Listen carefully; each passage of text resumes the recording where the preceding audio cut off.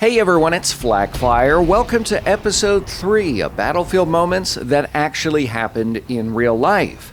This video is sponsored by NVIDIA, which supplied a GeForce 2080 Ti to capture the cinematics you see here, made better with ray tracing technology. Improbable occurrences happen all of the time in Battlefield 5. It's a video game after all. What might surprise you, however, is that many of these only in Battlefield moments actually happened in World War II, and here are 5 of them. Let's start things off with a ghost story of a sort. This one isn't your traditional spooky tale, but might make the hair stand up on the back of your neck. Stricken aircraft landing at airfields after bombing runs was a common occurrence on all sides in World War II. It came as a little surprise then in November 1944 when a B-17 bomber approached an Allied airfield in Belgium. The plane's landing gear was down, but its flying was erratic. The Flying Fortress made a hard landing with one of the plane's wingtips digging into the ground and destroying a propeller. Those on the ground waited for signs of the aircrew, but no one exited the aircraft. The officer who boarded the B-17 was absolutely stunned to find nobody on board.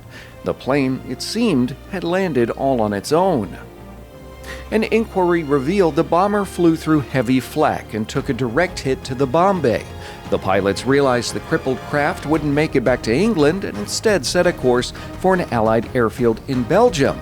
Further mechanical problems developed and the crew ended up abandoning the aircraft, switching on the autopilot before bailing out at around 2,000 feet. The pilot assumed the plane would smash into the countryside, but against all odds, it came down largely intact and at the actual airfield.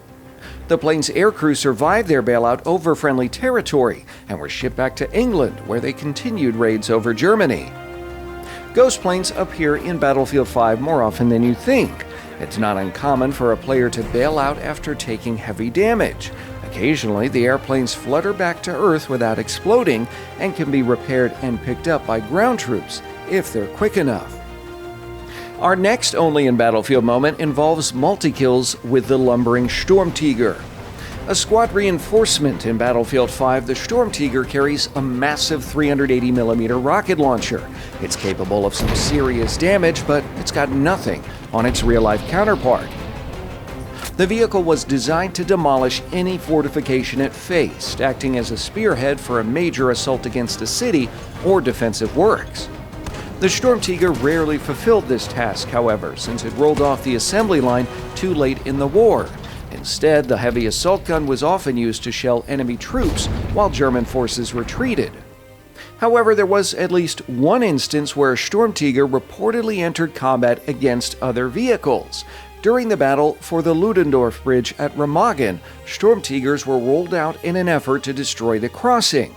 A shell from one of the guns reportedly landed amongst a group of American Sherman tanks and destroyed several of them. Although I personally feel the intimidating Sturmtiger is a bit underpowered in Battlefield 5, it's incredibly rewarding to assault an objective with a heavily armored vehicle and land a few multi-kills.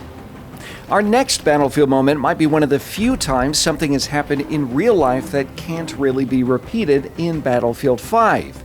On January 3, 1943, American Alan McGee climbed into the ball turret of his B-17 bomber, unaware of the odds that he'd face later that day.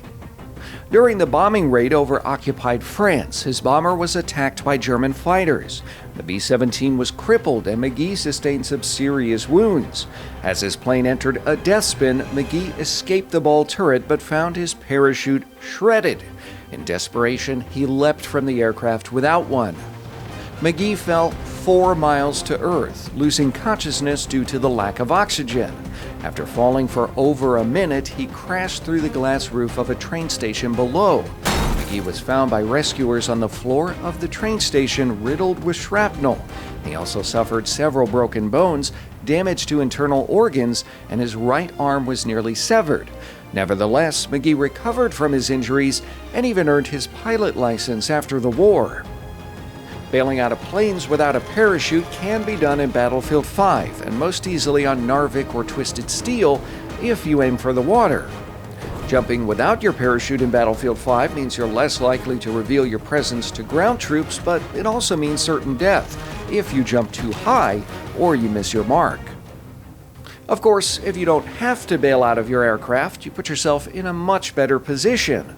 In Battlefield 5, you can actually land your airplane on the map, since landing gear automatically deploys below a certain speed. In previous Battlefield games, it wasn't uncommon for pilots to land airplanes or helicopters to repair them or to try and steal vehicles from the enemy spawn. Interestingly, a similar situation actually occurred in World War II.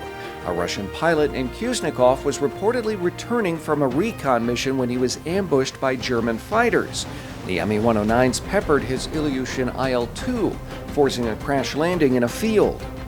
Once his crippled aircraft came to a stop, Kuznikov jumped out and hid behind a nearby tree line. One of the German pilots then landed nearby, deplaned, and then walked towards the downed Russian aircraft, presumably to grab a souvenir or two. As he did so, Kuznikov emerged from the trees and then bolted for the Germans' unguarded plane. The Russian clambered into the cockpit of the Mi-109 and successfully took off, but his safety was far from guaranteed. On his way back to base, Russian ground forces nearly shot down Kuznikov's newly captured Messerschmitt.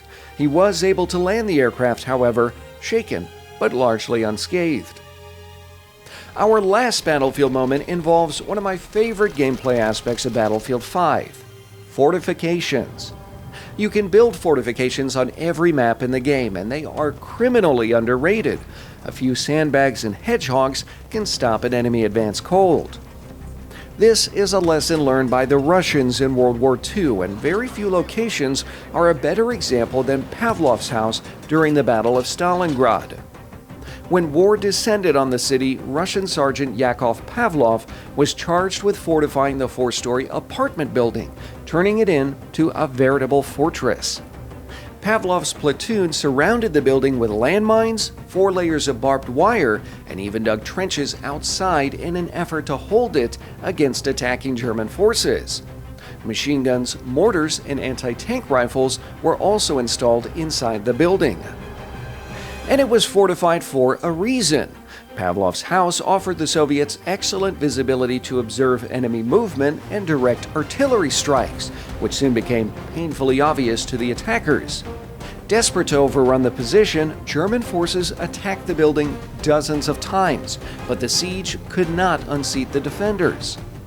Pavlov's crack platoon held the position for nearly 2 months until relieved by Soviet forces pushing back the German onslaught. So the next time you boot up Battlefield 5, give the game's fortification system another look. Which of these only in Battlefield moments is your favorite? Tell me down below in the comments. Make sure to check out episodes 1 and 2 in the video description.